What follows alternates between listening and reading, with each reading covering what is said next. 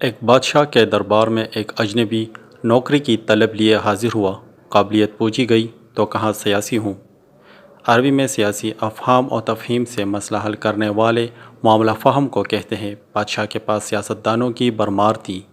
اسے خاص گھوڑوں کے استبل کا انچارج بنایا گیا جو حال ہی میں فوت ہو چکا تھا۔ چند دن بعد بادشاہ نے اسے اپنے سب سے مہنگے اور عزیز گھوڑے کے بارے میں دریافت کیا تو اس نے کہا نسلی نہیں ہے۔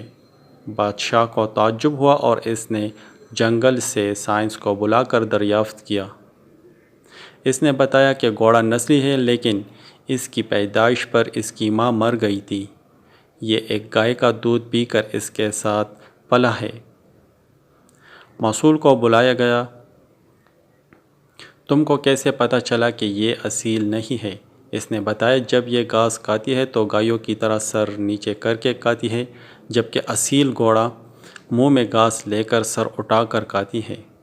بادشاہ اس کے فراست سے بہت متاثر ہوا۔ موصول کے گھر اناج، گھی، بنے دمبے اور پرندوں کا اعلیٰ گوشت بطور انعام بھجوایا۔ اس کے ساتھ ساتھ اسے ملکہ کے محل میں تعینات کر دیا۔ چند دن بعد بادشاہ نے مصائب سے بیگم کے بارے میں رائے مانگی۔ اس نے کہا طور اتوار تو ملکہ جیسے ہے لیکن شہزادی نہیں ہے۔ بادشاہ کے پیروں تلے سے زمین نکل گئی۔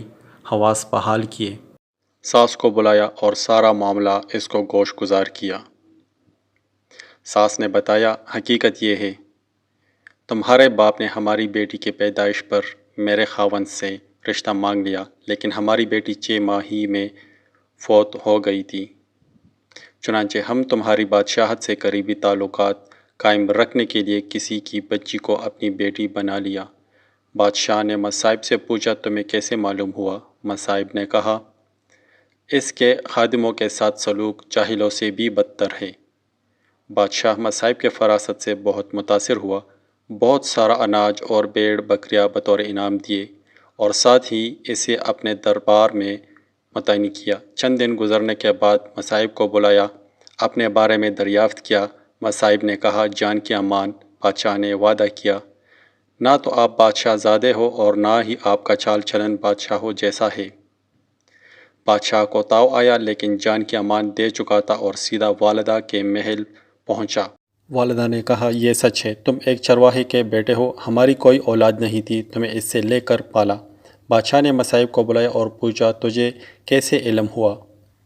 تو مصائب نے کہا جب بادشاہ کسی کو انعام و اکرام دیا کرتے ہیں تو ہیرے جواہرات اور موتی دیتے ہیں جبکہ آپ بھیڑ بکریاں اور کھانے پینے کی چیزیں عنایت کرتے ہیں۔